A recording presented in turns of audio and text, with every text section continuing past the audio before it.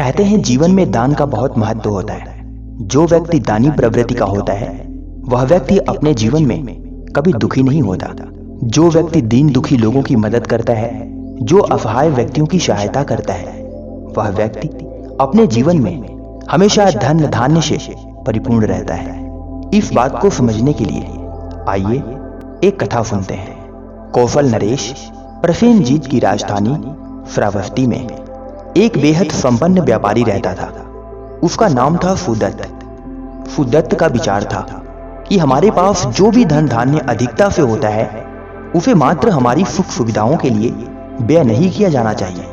उसे उन सबका भी भला होना चाहिए जो गरीब हैं, जो साधन रहित हैं। परोपकार को उसने अपने जीवन का उद्देश्य, अपना नियम बना लिया था। अभावग्रस्त व्यक्तियों की मदद करने में उसे परम सुखानुभूति होती थी। अनाथों असहायों को उनकी जरूरत के अनुसार दान देने और भोजन उपलब्ध कराने की उसकी नियमित आदत के कारण ही उसका नाम अनाथ पिंडिक पड़ गया। उसका विवाह राजगृह की कुमारी पुण्य लक्षणा से हुआ था। इस वजह से उसका वहां आना जाना लगा रहता था। ऐसी ही एक यात्रा के दौरान उसे तथागत बुद्ध के बारे में पता चला। वे अगले दिन उसके साले के यहाँ भोजन ग्रहण करने आने वाले थे। बुद्ध शब्द सुनते ही अनाथ पिंडिक को रोमांच हुआ। वह तथागत के दर्शन के लिए उत्कंठित हो गया। उसकी बेचैनी ने उसे चैन से सोने भी नहीं दिया। वह व्याकुल था। वह प्रातः का इंतजार भी न कर सका और मुंह अंधेरे ही तथागत की खोज में निकल पड़ा।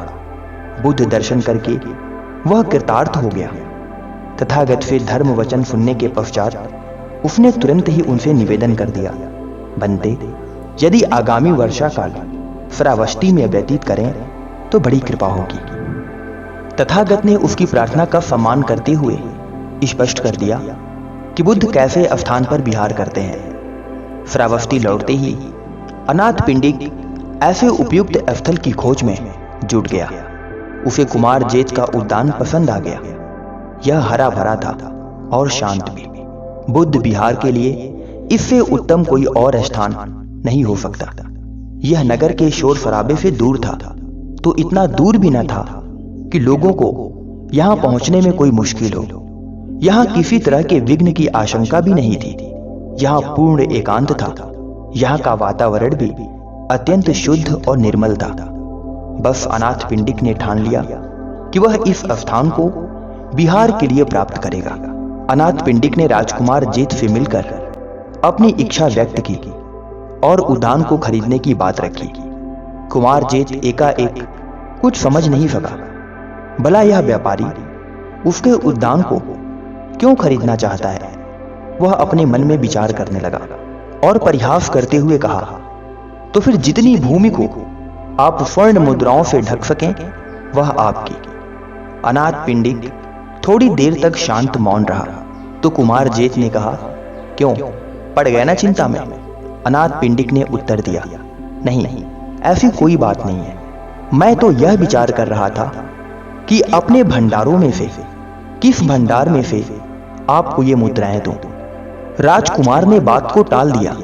उसे विश्वास ही नहीं हुआ था। उसने कहा, तो फिर सौदा पक्का। अब अनाथ पिंडिक की बारी थी। उन्होंने कहा, ठीक है। कुमार जेत ने मन ही मन हंसते हुए कहा, अब ये लौट कर आएगा, वाह। शांत अनाथ पिंडिक वहां से चला गया। राजकुमार को अभी भी अनाथ पिंडिक की बातों पर विश्वास नहीं हो रहा था। वह सोच रहा था कि यह तो बस यूं ही बात आई और चली गई। बात को आई गई मानकर राजकुमार भूलने चला ही था कि उसे गाड़ियों के आने का शोर सुनाई दिया। उसने आश्चर्य से देखा कि इन गाड़ियों में सोना लदा था और उसके उद्यान में सोने की मुद्राएं बिछाई जा रही थी।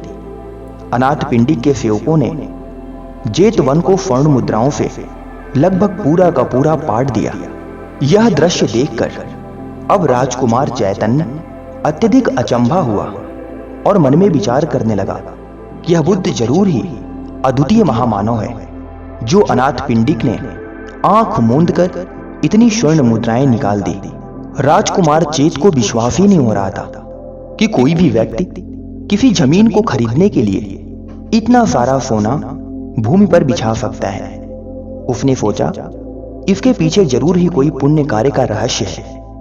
अतः उसने अनाथ पिंडिक से कहा, महाराज अनाथ पिंडिक, शेष भूमि को आप मेरी तरफ से दान समझकर स्वीकार करें और इस पुण्य कार्य में निवेश करें। अनाथ पिंडिक ने इस भेंट को सहर्ष और साभार स्वीकार किया। उचित अवधि में वहां पर एक भव्य और विशाल विहार बनकर तैयार हो गया। अनाथ पिंडिक ने अपनी उदारता का परिचय देते हुए उस विहार का नाम राजकुमार चेत के नाम पर चेतनवन विहार रख दिया। यह विहार अनाथ पिंडिक का चेतवना राम के नाम से भी प्रसिद्ध हुआ। अनाथ पिंडिक ने इसके साथ ही सिद्ध कर दिया कि उसके पास केवल अपरिमित धन ही नहीं, उदार मन भी था। तथागत बुद्ध ने उचित वक्त पर पधार कर अपने विशाल भिक्षु संघ सहित वहां वर्षावास किया। बुद्ध का नियम था कि वह पूरे वर्ष अकेले ही या अपने भिक्षु शिष्यों सहित चारिका करते रहते थे। घूम घूम कर अपने धर्म का प्रचार प्रसार करते थे, मनुष्यों को सद्मार्ग की शिक्षा देते थे। वर्षा के महीनों में वे एक स्थल पर ही ठहरते थे। अनाथ पिंडिक के बनवाए इस विहार का महत्व और इसकी विशिष्टता का पता इस बात से चलता है कि शाक्य मुनि ने अपने बुद्ध जीवन की 19 वर्षा ऋतुएं यहां व्यतीत की। साथियों, यह कथा आपको कैसी लगी?